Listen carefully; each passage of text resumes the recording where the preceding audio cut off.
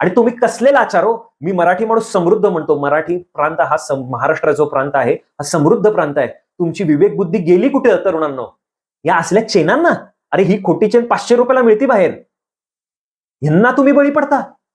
हे असले व्यावसायिक एकमेकांच्या विरोधात हाडतोड करून बोलणारे, फालतू रील बनवणारे हे व्यावसायिक. यांच्या कापडांचा दर्जा तुम्ही कधी बघितलाय? यांच्या चहाचा दर्जा तुम्ही कधी बघितलाय? हे नक्की 100-200 रुपयाची थाळी तुम्हाला 500 रुपये म्हणून विकतायत. याचा कधी तुम्ही विचार केलाय?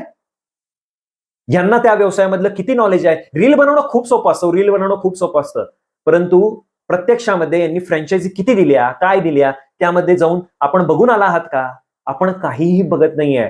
फक्त एकच कार्ड खेळलं जातं, मराठी मराठी मराठी. आणि या मराठी तरुणांना आम्हाला वर आणायचंय, असं करायचंय, तसं करायचंय. आणि तुमच्या जमापुंजीवर दरोडा हे लोक टाकत आहेत. तरुणांनो, मराठी तरुणांनो, या असल्या भामट्या युवा उद्योजकांपासून लांब राहा. ते कापडवाले असतील, ते सगळे सोनं बिन घालणारे, चेन बिन घालणारे आहेत. लांब राहा.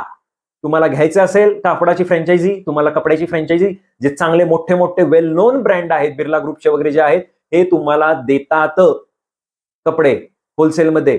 त्यामध्ये तुम्ही जाऊन घेऊ शकता. त्यानंतर चहावाला तर सगळ्यात मोठा स्कॅम आहे. तुम्हाला जर स्वतःचा चहा बनवता येत नसेल तर तुम्ही दुसऱ्याची फ्रँचायझी घेऊन काय विकणार? घंटा विकणार तुम्ही.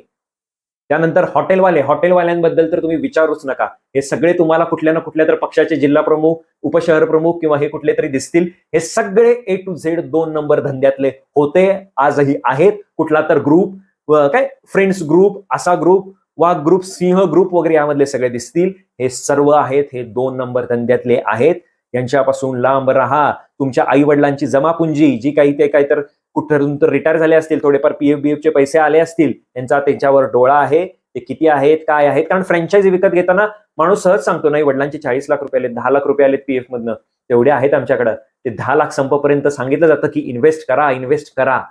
एखादा नोकरीतून तरुण बाहेर पडतो आणि व्यवसायाकडे येतो, तेव्हा त्याची सुद्धा जमापुंजी अशीच संपवली जाते. ही डोळ्यासमोर घडलेली उदाहरणं आहेत. अनेक लोक यामध्ये येऊन बोलत आहेत, परंतु मराठी म्हणून हे सगळं सावरण्याचा प्रयत्न केला जातो. आणि यातूनच मराठी माणसावर दरोडा टाकला जातो आणि मराठी माणसालाच खड्ड्यात घालायचं हे लोक काम करत आहेत. मी जीव तोडून तुम्हाला सांगतोय, या लोकांपासून लांब राहा. तुम्ही मला भलेही खेकडा म्हणा की मराठी माणूस आहे, खेकड्यासारखं पाय खेचत असेल, मला काहीही वाईट वाटणार नाही. परंतु तरुणांनो, आई वडिलांनो, काका काकूंनो, मामा मामींनो, या दरोडेखोरांपासून लांब राहा. आणि या दरोडेखोरांचं नाव आहे मराठी युवा उद्योजक.